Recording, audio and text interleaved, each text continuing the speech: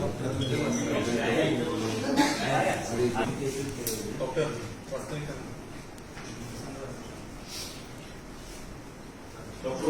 खेळाडूंच्या ज्या समस्या आहेत त्या संदर्भात एक मीटिंग इथं आयोजित केलेली आहे.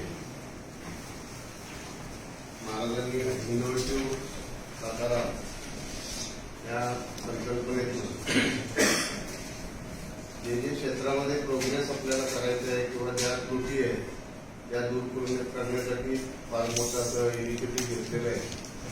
त्यामध्ये आपल्या खेळाडूंच्या आणि क्रीडा संघटनांच्या काय समस्या असतील, त्याच्यामध्ये आपल्याला काय अडचणी आहे त्या संदर्भात तिथं उपस्थित आपले DSO सर आहेत, तसेच PWDचे पदाधिकारी आहेत, नगरपालिकेचे पदाधिकारी आहेत.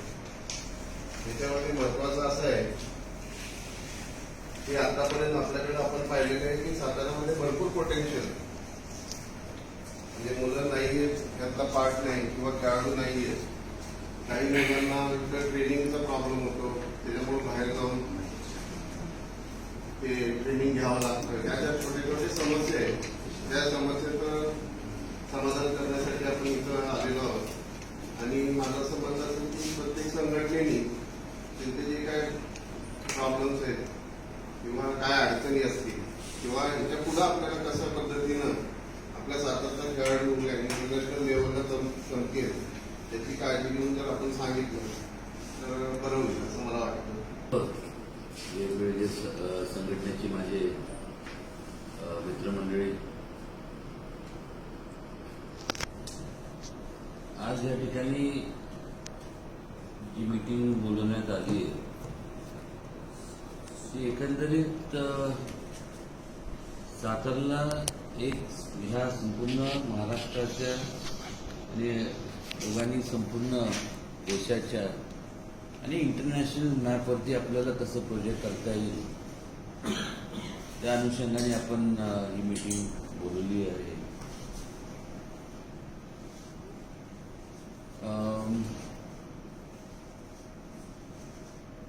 सातारसारख्या ठिकाणी आपल्याला माहिती आहे की अनेक चळवळी जन्माला आल्या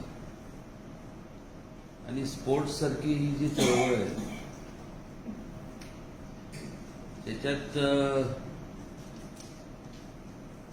कॉन्सन्ट्रेशन जेवढं करायला हवं होतं तेवढं झालेलं आपण म्हणजे कुठंतरी थोडंसं झालेलं नाहीये. मी आपल्या सर्वांना म्हणजे जे जे वेगवेगळे स्पोर्ट्सचे जे काय त्याशी संबंधित पदाधिकारी किंवा पदाधिकारी आले तिथं स्पोर्ट्समॅन, हा काय माझ्या एकट्याचा संयुक्त असा किंवा मी एकटंच म्हणजे करू शकतो अशातला भाग नाही. प्रत्येकाने त्या त्या स्पोर्ट्स मग फुटबॉल असेल, हॉकी असेल, बॅडमिंटन, स्क्वॉश, टेबल टेनिस, जे वेगवेगळे जे गेम्स आहेत, स्विमिंग असेल, वेगवेगळे जेवढे स्पोर्ट्स आहेत, अक्वेटिक नॉन अक्वेटिक जे काही स्पोर्ट्स आहेत या संदर्भात प्रत्येकाने थोडंसं डेप्थमध्ये जाऊन तुमची जी काय माहिती आहे किंवा त्याच्यात आपण कसं जास्त एक्सेल केलं, कसं सातारा कसं पुढे जाईल त्या अनुषंगाने प्रत्येकाने थोडंसं विचार करणं गरजेचं आहे. आणि केवळ विचार करून चालत नाही, विचार जर आपण करत बसलो तर काहीच होत नाही. आणि ही तुम्हाला लागणारं जे काय सहकार्य आहे ते निश्चितपणे तुमच्यापर्यंत किंवा तुम्हाला ते मिळवून देण्यात कुठेही मी कमी पडणार नाही. एक टार्गेट, फिक्स टार्गेट घेऊन आजपासून साधारण आता ऑक्टोबर आहे, ठीक आहे, ऑक्टोबर, नोव्हेंबर, डिसेंबर, पण आजपासून जरी ऑक्टोबर असेल तरी जानेवारी ते डिसेंबर या सगळ्या ह्याच्यात एक वर्षभरात आपल्याला काहीतरी रिझल्ट ओरिएंटेड वेगवेगळ्या स्पोर्ट्सच्या ॲक्टिव्हिटीजच्या माध्यमातून स्पोर्ट्सच्या फील्डमध्ये वेगवेगळ्या जे काही स्पोर्ट्सचे फॅकल्टीज आहेत त्यात आपल्याला करावं लागणार आहे. ह्या जिद्दीने आपल्याला ही जिद्द उराशी बाळगून त्याच जिद्दीने आपल्याला आपण ही मीटिंग बोलवली. बऱ्याचशा वेळेस आपण पाहतो की भारतातला सगळ्यात फेवरेट जर कुठला खेळ असेल तर क्रिकेट. म्हणजे खेळ म्हणलं की क्रिकेट एवढ्यापुरतं मर्यादित न राहता ते राहू नये. IPLच्या ज्या मॅचेस आता खो खो बिको हे सगळे बाकीचे IPLच्या मॅचेस व्हायला लागल्या. त्यामुळं कालपर्यंत जे पारंपरिक समजले जाणारे जे खेळ होते ते आज वर्ल्ड मॅपवरती किंवा जागतिक मॅपवरती यायला लागले. अजून आले जरी नसले तरी देश पातळीवरती तर आज त्यांना तेवढं एक प्रकारचं हायलाईट करण्यात IPLच्या माध्यमातून असेल वेगवेगळे स्पोर्ट्स ऍक्टिव्हिटीच्या माध्यमातून आपल्याला पाहायला मिळतं. जर फुटबॉल सारखा एखादा खेळ घेतला पहिले काय फार मोठ्या शहरात काही जन्माला आला नव्हता, पण त्याची जी बॅक फ्लिप किक आहे फुटबॉल म्हणजे गोल करतो ती आज अजूनही म्हणजे प्रत्येकाच्या म्हणजे लहानपणापासून शाळेत म्हणजे आम्ही जे संपूर्ण जो पिक्चर बघितलं ते अजूनही म्हणजे स्मरणार्थ आहे. असे अनेक ग्रेट प्लेयर्स होऊन गेले आणि आपल्याला त्या ग्रेट प्लेयर्स लोकांकडनं स्फूर्ती घेऊन आपल्याला आपल्या ह्या जिल्ह्यात आपल्या ह्या परिसरात ह्या सगळ्या इथं आपल्याला तसे मोठे ग्रेट प्लेयर्स निर्माण होतील त्या अनुषंगाने आपण आजची मीटिंग बोलवली. आणि ही मीटिंग फक्त नुसतं शोसाठी नाही आहे, तर ह्याच्यातनं एक वर्षभरात कुठल्याही परिस्थितीत आपण हे करायचंय. बऱ्याचशा वेळेस मला वाईट काय वाटतं की लोकांना कळत नाही. ह्यांना सो कॉल्ड ह्यांना संज्ञान कुठल्या हिशोबाने म्हणायचं मला ते सुद्धा समजत नाही. कारण राजकारण कुठं आणण्याचं आणि कुठपर्यंत न्यायचं हे या देशातल्या लोकांना कळलं नाही. खास करून जे लोकप्रतिनिधी आहेत त्यांना उपदेश देऊन नाही, त्यांनी जरा ह्याच्यातनं कुठेतरी बाजूला थांबलं पाहिजे. They should act as supporters of the sports activities, promoters of the sports activities. आणि ह्या भूमिकेत ज्यावेळेस तुम्ही राहता सगळे महान सगळे लोकप्रतिनिधी त्यावेळेस तिथं तुमचं राजकारण जे तुम्ही राजकारणात करता ज्याच्यामुळे या देशाची अशी दुर्दैवी अवस्था झाली तेच स्पोर्ट्सचं लागू होतं. स्पोर्ट्सची सुद्धा फार चांगली अवस्था या देशामध्ये आहे अशातला भाग नाही. वाईट वाटतं ऑलिम्पिक्सला एवढ्या मोठे आपल्या टीम जातात 7,000 लोक 8,000 लोक एवढे जातात. एखादा मेडल मिळालं तरी नशीब समजतो आपण. त्यामुळे छोटे देश त्यांचं नाव सुद्धा माहित नाही. घाना कॅमेरून छोटे छोटे ते जातात. त्यांची टीम काय किती साधारण एक 10-12 लोक जातात आणि 3-4 मेडल घेऊन येतात. अक्षरशः सांगतो ना लाजल्यासारखं वाटतं. म्हणजे एवढं ह्युमिलेटिंग वाटतं. बऱ्याचशा वेळेस आता इतर ठिकाणी इथं केतन आहे. केतनचा स्पोर्ट्समध्ये चांगला त्याचा परफॉर्मन्स होतं. आज तो फ्रस्ट्रेटेड आहे. असा एखादा प्लेअर केतनचा जरी असला असे हजारो प्लेअर आहेत त्यांना जर सांगितलं तर त्या सगळ्या पुढाऱ्यांना जोड्याने मारतील. आज कुजवलं गेलं, वेळ जाते, एज बार होतो. नाही म्हणलं तरी तुमचे यंग एज त्या एजमध्ये तुम्ही जेवढं तुमची फ्लेक्सिबिलिटी असते तुमचं जेवढं काय टोनिंग असतं बॉडीचं ते निघून गेल्यानंतर तुमचं परफॉर्मन्सवरती संपूर्ण परिणाम होतो. हे इंटरकनेक्टेड ह्या सगळ्या गोष्टी आहेत. ठीक आहे आता ठीक नाहीये, it is not at all ठीक की आतापर्यंत जे होते डिझर्विंग होते त्यांना चान्स मिळाला. It is not at all ते ठीक नाहीये. आता काय करू शकत नाही. निदान भविष्य काळात असं होऊ नये याची तरी दक्षता आपण घेऊ शकतो का नाही, आणि ते आपण घेणार आहोत. त्यामुळं ते हे बोलण्यामागचं कारण एवढं होतं की तुम्हाला असं वाटतं का नाही की आता नुसती मीटिंग बोललेली प्लॅन आणले आणि हे असं आणि इथं ओपन स्पेस आहे हे त्या ओपन स्पेसेस जर राहतील हे ग्राउंड म्हणून कधी तयार होईल ज्यावेळेस तुमच्या सगळ्यांची त्याच्यात बाय हार्ट इथनं जेव्हा इन्व्हॉल्वमेंट होईल ना then that open space will turn into a proper playground. Be it any sport, कुठला पण स्पोर्ट्स असू दे, इंडोर असू दे किंवा आउटडोर, तुमची इन्व्हॉल्वमेंट असली तरच, प्रामाणिकपणे सांगतो. कारण की ज्या वेळेस तुम्हाला तुमच्या आवडीचा एखादा विषय असतो, एखादा हॉकी असेल, क्रिकेट असेल, टेबल टेनिस असेल, बॅडमिंटन, स्क्वॉश, बिलियर्ड, स्नूकर, जे काय असेल, जेवढं ती व्यक्ती त्या खेळात इन्व्हॉल्वमेंट त्याची असती.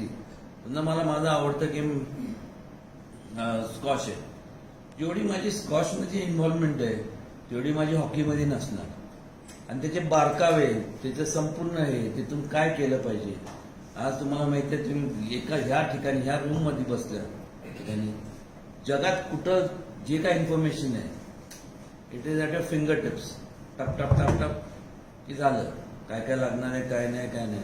हा फीडबॅक तुमच्या प्रत्येकाकडनं हवा आहे त्या स्पोर्ट्सच्या बाबतीत. हा फीडबॅक तुम्ही स्वतः जरी आता एज बार झाला असेल तरी नाही, तुम्ही स्पोर्ट्स आता म्हणजे हे पण तुम्ही शेवटी स्पोर्ट हा इनबॉर्न असतो. इनबॉर्न म्हणण्यापेक्षा तो शिव पण राहतो. आवड आहे ते आवड आहे.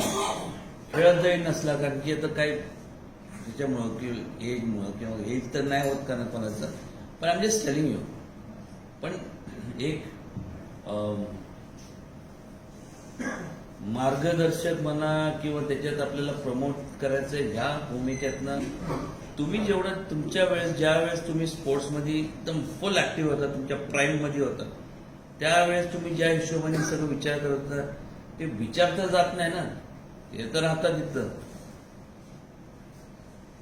आणि त्या हिशोबाने तुम्ही तुमचे हे करा, त्याच्यावरती संपूर्ण आपण तुम्हाला काय काय हवंय ह्या स्पोर्ट्ससाठी लागणार हे हे हे हे हे ह्या परमिशन्स ह्या असं त्यातनं तुम्ही सजेस्ट करायचं. मी नाही, मी काय फार मोठा म्हणजे सगळं मला माहिती अशातला भाग नाही. कारण की ज्याला ज्या गोष्टीची आवड, ज्या विषयाची आवड असते त्याच्यात तुमचं नॉलेज जेवढं आहे तेवढं माझं नाही. मला ज्या विषयातली आवड आहे त्याच्यात जेवढं माझं नॉलेज आहे तेवढं तुमचं नाही, वाईस वर्सा. त्यामुळे मी फार मोठं योगदान म्हणजे तुम्हाला शास्त्र शिकवतोय काय अशातला भाग नाही. Just telling you basic things. म्हणजे तुम्हाला म्हणजे मीटिंगला सुरुवात करायच्या अगोदर मला असं वाटलं की मी करावं, बोलावं. कारण की इट शुड नॉट बी झालं सांगितलं उदयनराजेंनी आणि अण्णांनी आणि बनकरांनी आणि डिस्ट्रिक्ट स्पोर्ट्स ऑफिसरनी लिहून घेतलं. काय होणार नाही आणि करणार नाही आम्ही. तुम्ही असाल बरोबर तर ते होणार, ते त्याला एंड रिझल्ट पर्यंत पोहोचू.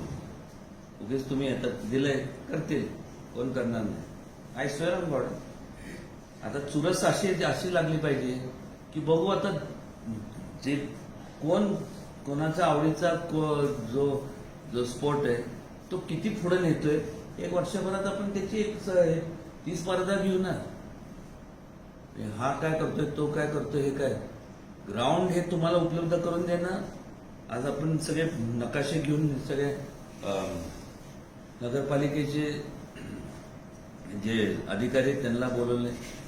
हद्दवाढ होण्याच्या अगोदर आपल्याकडे ओपन स्पेस लिमिटेड होते. आमची चर्चा अशी झाली की आता हे जागा तर आपण म्हणजे ते लिमिटेड होतं. मग जेव्हा ओपन स्पेस सोडतो आपण त्यावेळेस ती ओपन स्पेस समजा आता दुसऱ्यांचं, बनकरांचं, माझं, अण्णांचं, मण्याचं, आमच्या सगळ्यांनी जमिनी लागून आहे. मग प्रत्येकाने वेगवेगळे जरी आमचे लेआउट वेगळे असले तर ती ओपन स्पेस अशा ठिकाणी प्रत्येकाची आली पाहिजे की त्याच्यातनं एक ग्राउंड ह्यानी इथं ठेवण्यापेक्षा ह्यांचं इथं पाहिजे, ह्यांचं पण ओपन स्पेस जॉईनिंग पाहिजे त्याला ह्यांची. So we get ground at different location.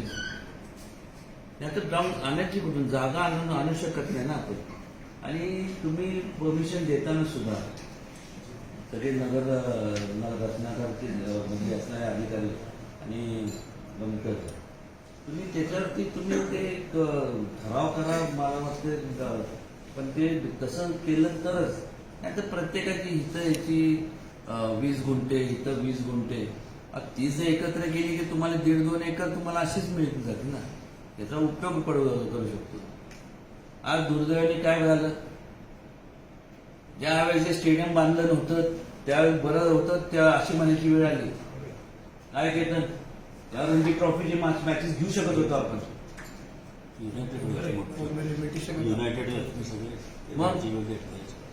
Ranji झाले.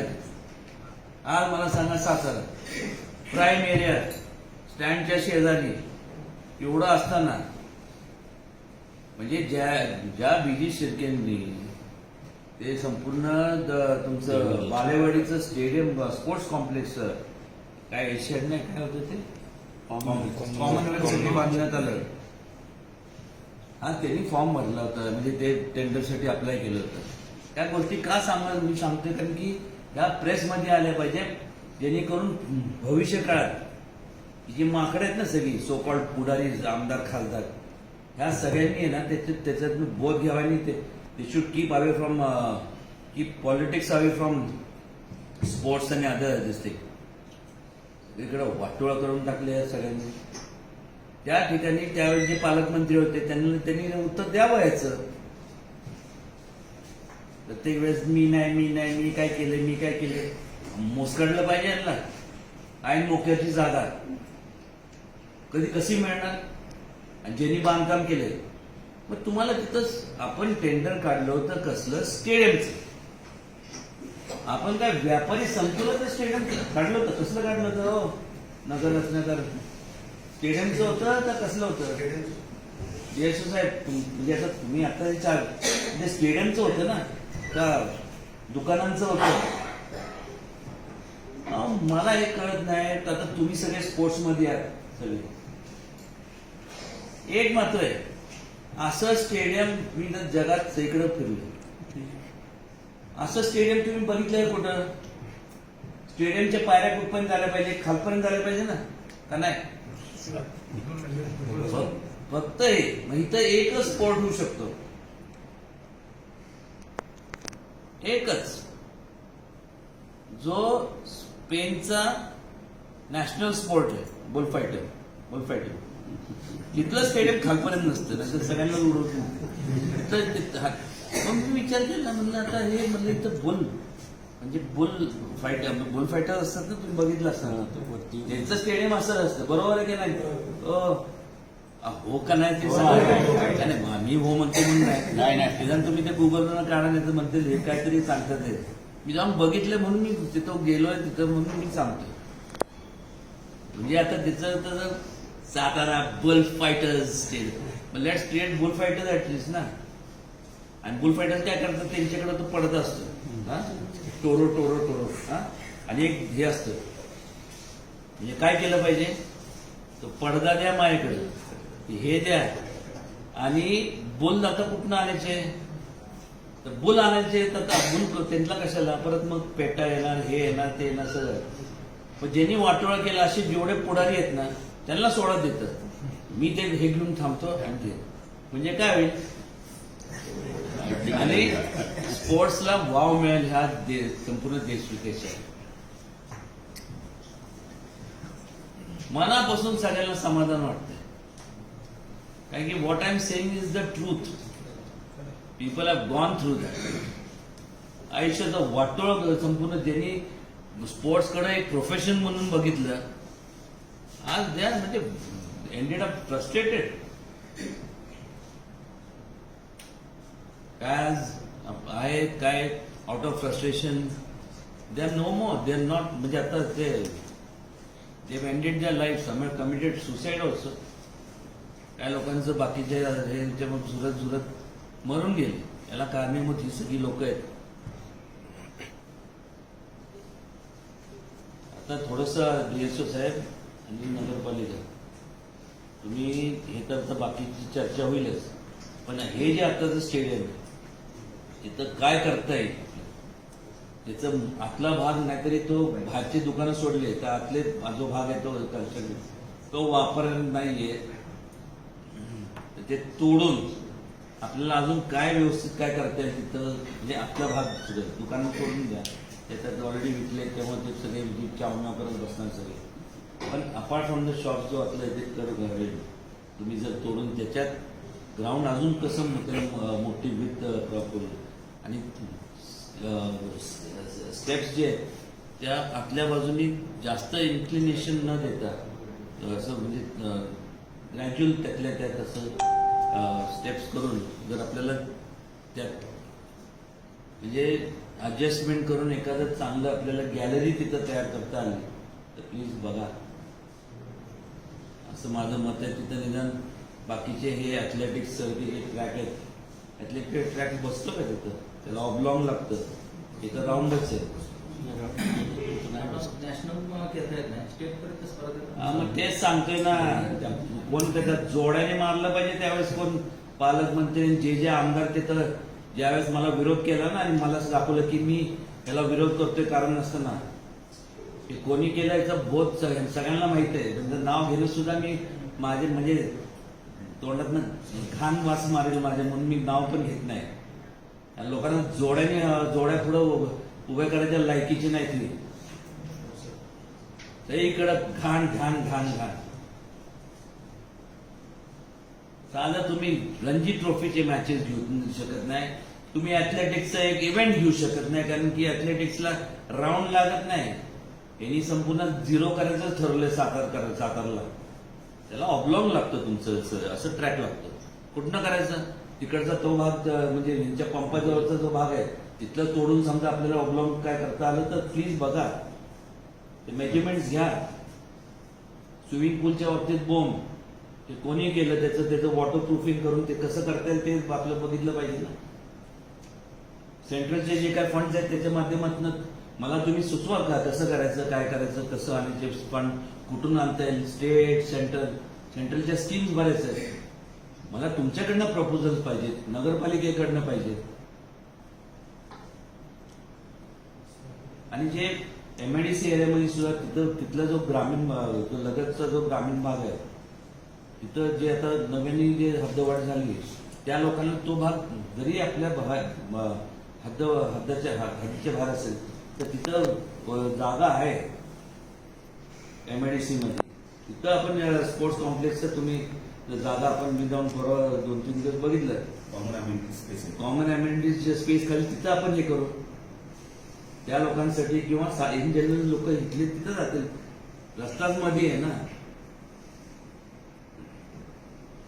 कारण की तिथे गेल्यानंतर असं पाहायला मिळालं की इथले जे काही बरेच सातारा जिल्ह्यातले सगळे पुढारी आहेत त्यांनी जागा मोकाट तिथं स्वतःच्या नावावरती करून घेतल्यात.